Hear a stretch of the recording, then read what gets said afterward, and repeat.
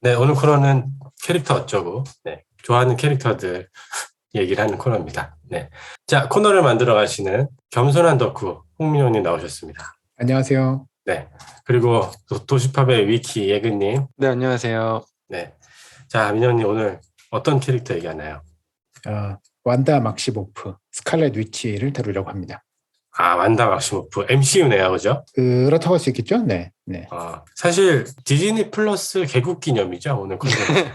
그쵸. 우리 디플 특집이죠, 사실. 네. 어떻게 보면. 디플 특집. 그래서 다른 코너들도 아마 디플 얘기를 많이 하게 될 것 같긴 한데, 제가 좀 민호님한테 요구한 것도 있어요. 완다 얘기 좀 해달라. 완다 무슨 캐릭터냐. 왜냐면은 디즈니 플러스 이제 오픈하고 보는데 뭐 볼까 이제 고민하다가 저희 그 디즈니 플러스 한국에 런칭되기 전부터 화제가 됐던 두 개의 작품이 있었죠. 완다비전하고 만달로리안.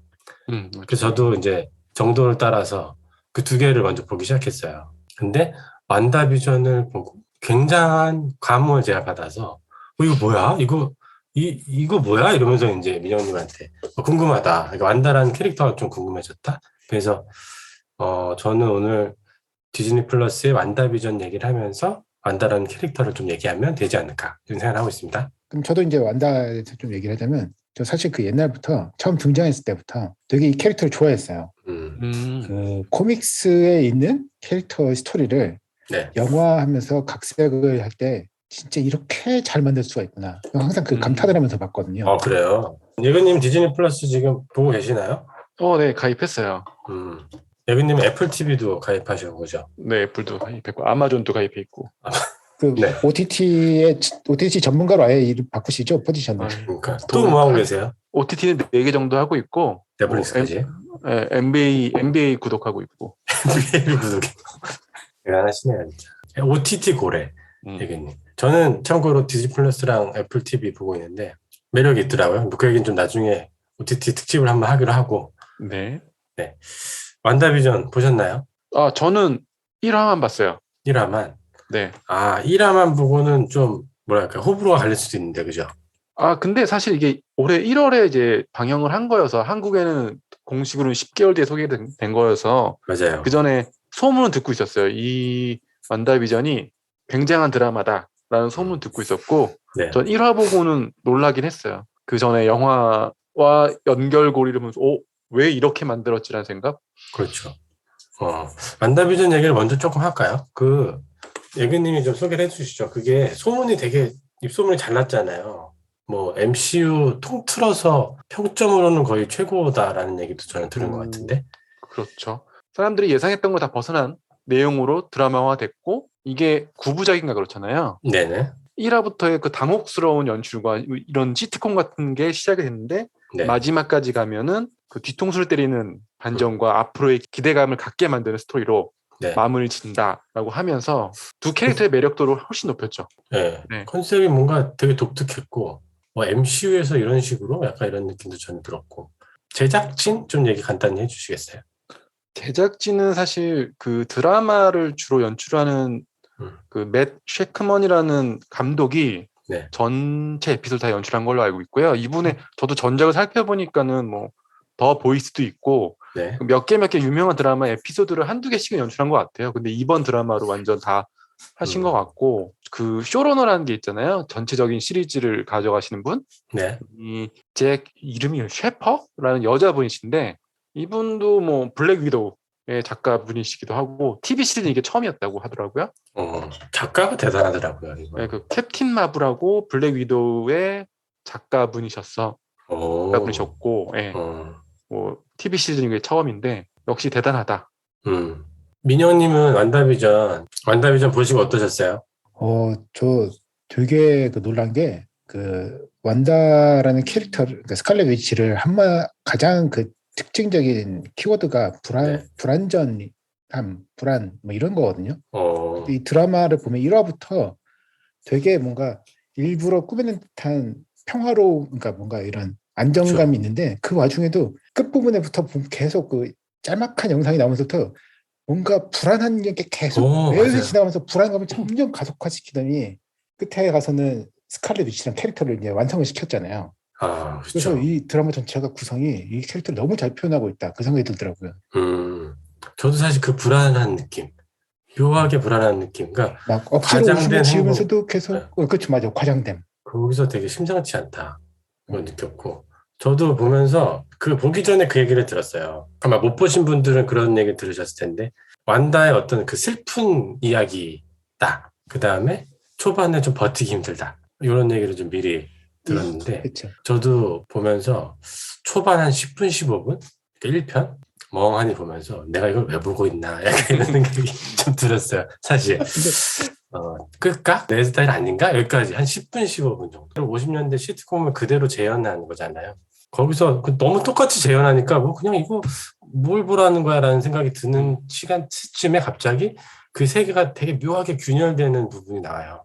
거기서 오는 그 불안감, 그 다음에 저는 겁쟁이니까 살짝 무서운 느낌도 좀 오고 저게 무슨 내용이지 하면서 이제 다 끝나고 다음 회차 넘어가면서 더 그게 가중되고 그래서 와 진짜 굉장하다 진짜 그런 재미를 좀 느꼈습니다. 사실 저는 1화부터도 좀 재밌게 봤는 게 1화가 그 60년대 시트콤 같은데 엄마는 아내는 요술쟁이구나. 그거 형식을 빌려왔거든요. 그거랑 똑같아요. 그러니까 이제 아내가 요술 부려가지고 뭐 깨진 접시 같은 거 다시 복구시키고 이런. 그러니까 그거를 흉내냈구나 일부러. 그래서 되게 잘 짰네 처음 시작부터 그냥 그 생각이 들었고 저는 그 5화 마지막에 피에트로가 나타났을 때 저 그때 진짜 깜짝 놀랐어요. 피에트로 누군지 몰라서 나중에 이따 다시 자세히 설명해 주시고.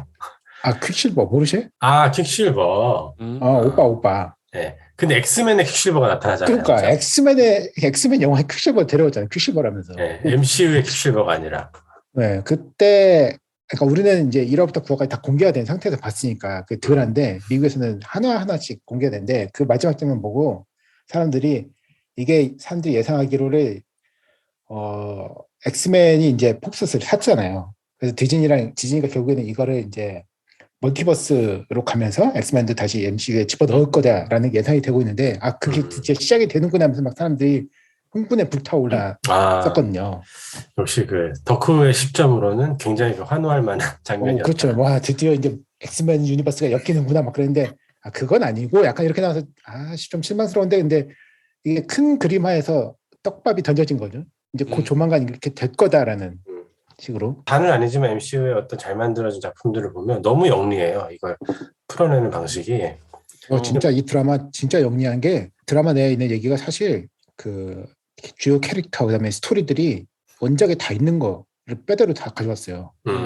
그거를 한 드라마 내에 이렇게 절묘하게 녹아내는 게 정말 대단하다는 생각이 들었거든요. 그리고 다른 영화에 있던 조연 캐릭터들을 또 적재적소에 불러와가지고 다 써먹잖아요. 그 드라마 자체로서도 진짜 이게 디즈니 플러스 간판이고 디즈니 플러스 런칭할 때 헤드라이너로 넣은 이유가 있구나 할 정도로 완성도가 높은 드라마였다. 네. 케빈 파이가 이거 보고서 얼마나 만족했을지 정말 그려집니다. 줄거리 설명을 제가 그럼 먼저 간단히 할까요? 완다비전은? 저는 다 봤으니까. 아주 짧게 설명드리면 인피니티 워 직후 얘기죠. 인피니티 워 직후에 그 비전이 마인드스톤을 뜯어내져가지고 죽었잖아요. 타노스한테. 그리고 나서 다 사라지고 5년 있다가 아까 엔드게임 때구나. 다 불러왔는데 완다가 소생됐는데 비전만 이제 죽은 거죠. 근데 이제 그 아픔이 너무 커가지고 그 중간중간에 자기를 실망시킨 어떤 사람들도 있고 해서 너무 그 상심이 커가지고 아예 그 자신의 능력을 가지고 마을을 하나 만들어버리는 거예요. 그래서 그 안에서 자기가 꿈꿔왔던 행복한 삶을 가상세계처럼 만들어서 거기서 살고 있는 거죠. 근데 영원할 수는 없잖아요. 그리고 심지어 그 세계 안에서 살고 있는 사람들이 어떻게 보면 그 완다가 힘으로 약간 억누르고 있는 느낌이거든요. 그래서 이들을 또 풀어줘야 되는 것도 있고 사회에서. 근데 아무튼 그런 완다비전이라는 거대한 세계를 만든 완다의 얘기가 완다비전이에요.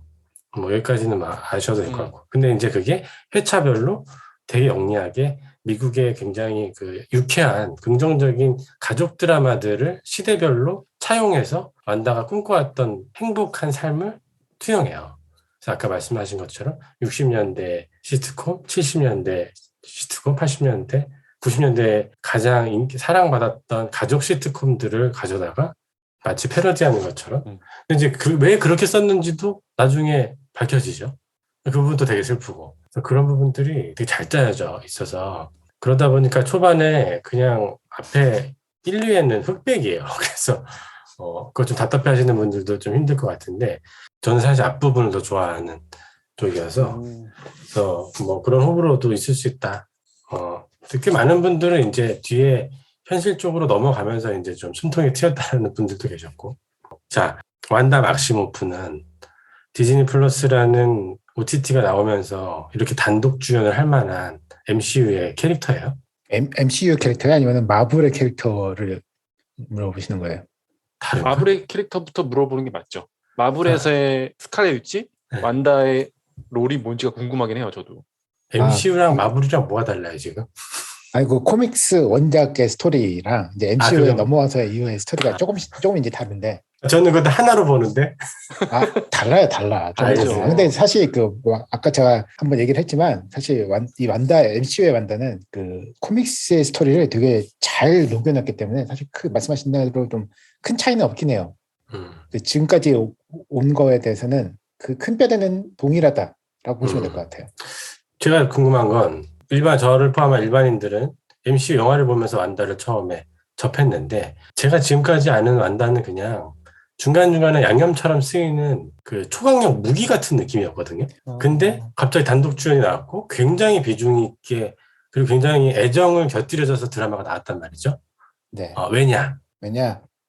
몇 가지가 이유가 있어요. 사실 마블에서 잠깐 설명을 드리자면 원래 완다랑 피에트로는 매그니토의 아들 딸이에요. 쌍둥이 자녀. 그러니까 매그니토가 속한 브라더 오브 뮤턴트라는 약간 악당 뮤턴트 집단에 속해서 처음에 시작을 했어요. 그러다가 매그니토는 엑스맨에서 그 악당 쪽의 두목이죠.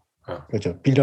대표 빌런이라고 할 수 있는데 네. 그러다가 우리 이렇게 살지 말고 우리 히어로처럼 살아보자. 그러면 히어로를 살면 어떻게 해야 될까? 우리 어벤져스라는 집단이 있으니까 우리 그쪽에 가입을 하자. 그래서 우리 어벤져스로 넘어와요. 그리고 그때의 능력은 사실 이제 무슨 그 가능성 조작 이런 거예요. 그래서 총알이 날아오면 총알이 맞을 확률을 갖다 바꿔버린다든지 이런 정도 능력이었는데 점점 그 어벤져스 활동을 하면서 능력이 커져요.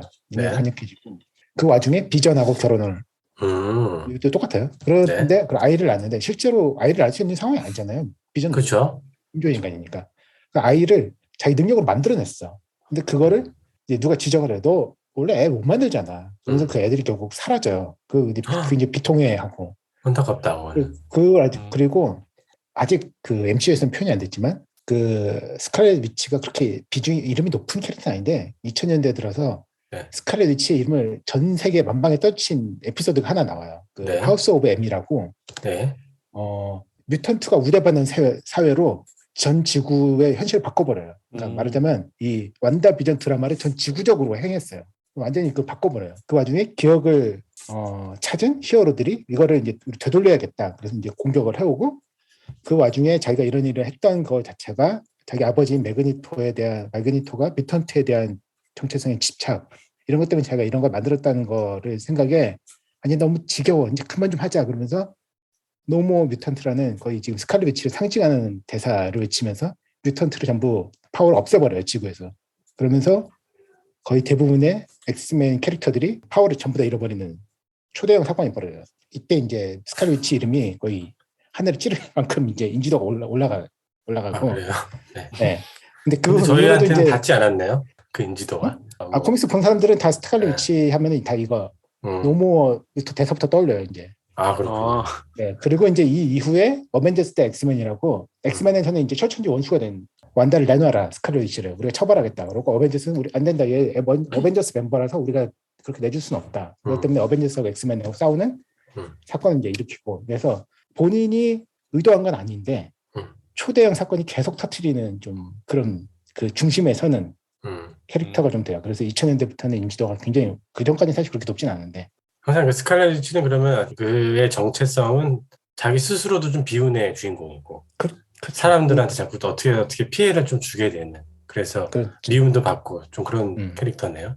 근데 또 한편으로는 자기 아픔 때문이기도 하고 그러니까 나쁜 건 맞는데 그렇다고 그렇게 무작정 미워하기도 좀 힘든 캐릭터라고 할 수 있고 사실 이 완다 비전도 잘 표현되는 게 완다 비전의 빌런을 꼽으라고 하면 사실 완다예요. 완다 비전의 빌런이. 본인이 피해를 많이 수많은 주죠. 사람들에게 피해를 줬으니까. 그런 캐릭터성을 잘 녹인 거군요. 완다비전이. 그리고 이제 MCU에서는 네. 그러니까 엑스맨을 이 세계관에 불러들이는 핵심 인물이 될 거로 기대를 받고 있죠. 이 스칼렛 위치의 파워로. 아직 시작이 안 됐군요. 그렇죠. MCU에서는. 그러니까 이제 그 엑스맨을 이제 MCU로 흡수를 시켜야 되는데 어떻게 할 건가? 멀티버스를 열어야 되는데 누가 열 수 있는 그런 파워를 가진 사람, 그리고 엑스맨과 어드벤져스를 모두 엮을 수 있는 고리가 될 수 있는 사람. 뭐 스칼렛 위치밖에 없죠, 지금 상황에서. 와, 오. 어마어마한 캐릭터네요. 저 되게 기대하고 있죠. 그래서. 그렇구나. 진짜 어마어마한 캐릭터네. 열쇠 같은 네. 캐릭터네요, 진짜. 저는 그래서 그 피에트로가 엑스맨 버전의 퀵실버가 5화, 6화에 나왔잖아요. 이게 이제 약간 이게 떡밥을 던진 거라고 저는 이제 마블에서 떡밥 던진 거라고 생각하고 있어요. 그거에 대해. MCU에서 나온 퀵실버는 죽었잖아요. 그렇죠. 네, 그렇죠. 죽었고 그 이제 엑스맨 나왔던 퀵실버가 완다비전에 등장을 하면서 민영님 말씀처럼 이제 엑스맨 유니버스와 MCU가 합쳐질 수 있는 실마리를 던졌다. 그래서 팬들을 그렇죠. 흥분시키게 했다. 그거잖아요. 닥터 스트레인지 2편에 등장을 할 거로 지금 예정이 돼 있어요. 이미. 스칼렛 위치가? 빌런으로 등장할 거냐 아니면 이제 어떤 식으로 등장할 거냐 모르겠지만 거기서도 한번 대형 사건을 터뜨릴 거로는 이제 예상이 됩니다. 스칼렛 위치는 지금까지 MCU에서는 어떻게 보면 조연, 양념처럼 나오는 조연이었는데 다음 페이지, 이제 새롭게 오는 페이지에서는 네. 잠재력이 굉장히 큰 캐릭터다는 거네요. 그렇죠? 그렇죠. 네. 당연히 완다비전 수준급으로 예고를 좀 해야 될 필요가 있었다. 사실 완다비전은 제가 보기에는 가진 파워의 10분의 1도 안 돼요. 네. 전 지구를 덮어야 완다가 풀파워 내면. 싸움 순위 얘기해볼까요? 싸움 순위? 그 완다 싸움 순위, MCU에서. 싸움 순위가 네. 엔드게임 기준으로도 저희가 그 영화에서 봤지 아시겠지만 노템 타노스라고 하죠. 이제 인피니티 스톤이 없는 타노스를 갖다가 쉽게 제압하는 모습. 죽일 뻔했죠. 토르나 아이언맨도 1대1 상대하면 버거운 상대를 이 완다는 손쉽게 제압. 물론 이제 싸우면서 좀 지친 상태긴 하지만 쉽게 제압을 했죠. 이미 그걸로 탑 순이에요, 전투력이. 그러니까 1대1로 싸우면 타노스를 이길 수도 있나요? 영화에서 표현된 바로는 너무 쉽게 이기죠. 완다. 보통 캐릭터 아닙니다, 지금. 그 케빈 파이기도 한번 이런 인터뷰를 했어요. 지금 누가 제일 센 캐릭터예요, MCU에서? 라고 했을 때 완다가 제일 셀 거라고. 이런 인터뷰를 한 적이 있어요, 한번. 실제로 어벤져스에서 말씀하시는 거죠? 그렇죠. 어벤져스 캐릭터, 물론 이제 뭐 이터널스까지 나온 상황에서 모든 캐릭터 중에서 얼마나 세요? 그러면 뭐 우주적 존재들이 수두룩하니까 그건 빼고 어벤져스 내 멤버 중에서 순위를 꼽자면 닥터 스트레인지보다 약간 아래 동급? 근데 지금 스칼렛 위치 상태에서는 더 뛰어넘을 수 있나? 뭐 이런 상황, 이런 정도. 닥터 스트레인지가 그렇게 세요? 세죠. 닥터 스트레인지가 보통 활약을 잘 안 해요. 다른 그렇죠. 캐릭터랑 엮이면. 왜냐? 너무 세서 밸런스 붕괴를 일으켜. 그래서 활약 안 시켜요, 일부러. 근데도 스칼렛 위치는 닥터 스트레인지보다도 높을 수 있다. 최소한 동급 정도는 될 거다. 그 두 캐릭터가 지금 페이지 4? 거기서 좀 약간 과소평가당했네요. 아니, 제가 말했잖아요. 밸런스 조절을 위해서 일부러 세게 표현을 안 한다니까. 숨겨놓은 거다? 여기서, 그리고 원래 닥터 스트레인지가 코믹스에서도 어벤져스들 모여서 나오는 에피소드들이 있을 때 보통 뒤에서 앉아서 조언이나 좀 더 해주고 나는 그런 일은 너희들끼리 해결해. 나는 손 안 대, 그런 거는. 막 이런 식으로 이제 빠져요. 왜냐? 닥터 스트레인지 진지하게 손 대면 게임 끝나요, 그냥. 바로 한 페이지만으로. 그래서 손을 안 대게 표현이 안 되니까 보통은 이제 참전 안 시켜요, 일부러. 잘못 만든 캐릭터 같기도 하고. 그럴 거면은 왜.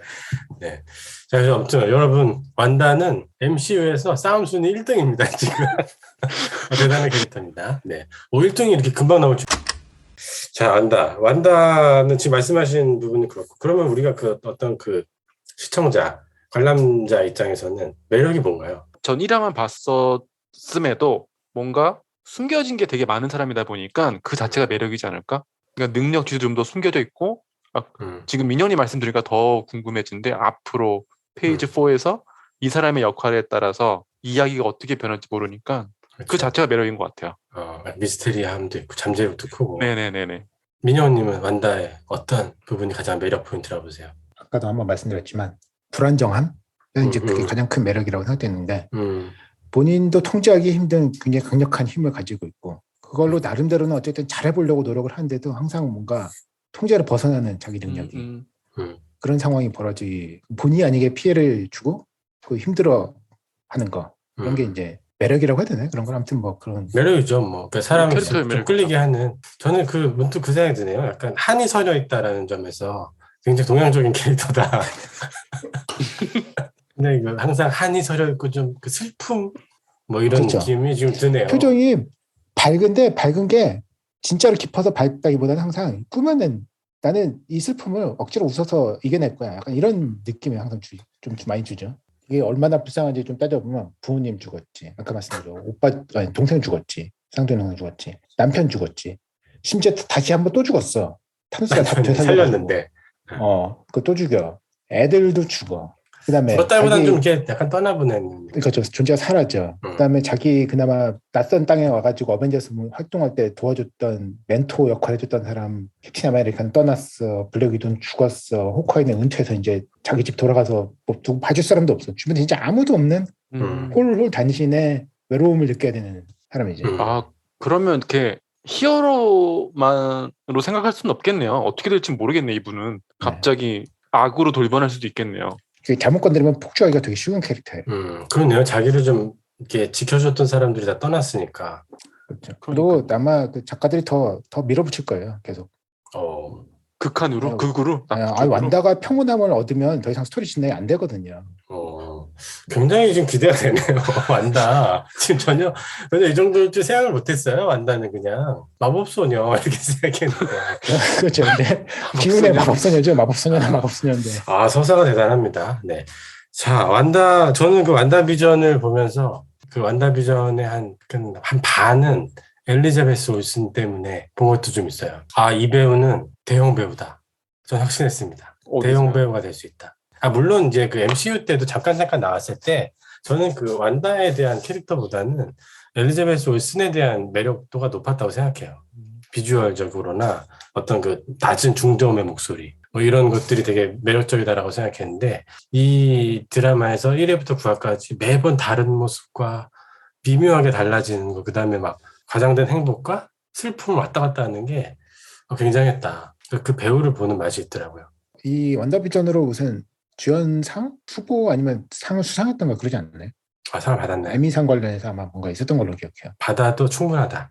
자, 완다비전, 그럼 완다 막시모프는 이제 앞으로 스칼렛 위치로 불리나요? 사실 그 전까지 한 번도 스칼렛 위치로 불린 적이 없고, 심지어 그 드라마 중에도 그 소드 국장이 그러잖아요. 얘는 코드네임 같은 거 없어? 닉네임이나 뭐 이런 거 아무도 그런 거 없는데 그러잖아요. 근데 막판에 나 스칼렛 위치야 이러면서 딱 이름을 붙잖아요. 드라마에서. 네. 사실 판권 문제도 있긴 해서 그전까지 못 붙인 것도 있긴 하지만 엑스맨 그쵸, 때문에? 폭스의 판권이가 있으니까 스칼렛 위치라는 이름을 쓸 수가 없었죠. 스칼렛 위치라는 캐릭터 자체가 엑스맨하고 이렇게 연결돼 있으니까.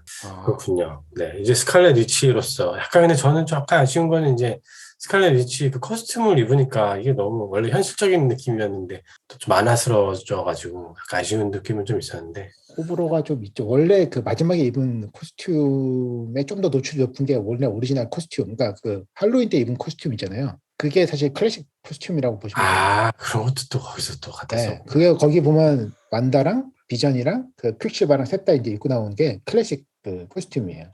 드라마에서 그 할로윈 에피소드에서. 네. 그래서 저는 그 6화 되게 재밌게 봤어요. 그래서. 네. 저는 재미없게 봤는데. 그렇군요. 진짜? 저 그게 제일 재밌었는데. 그러니까 이거 알아야 재밌다니까.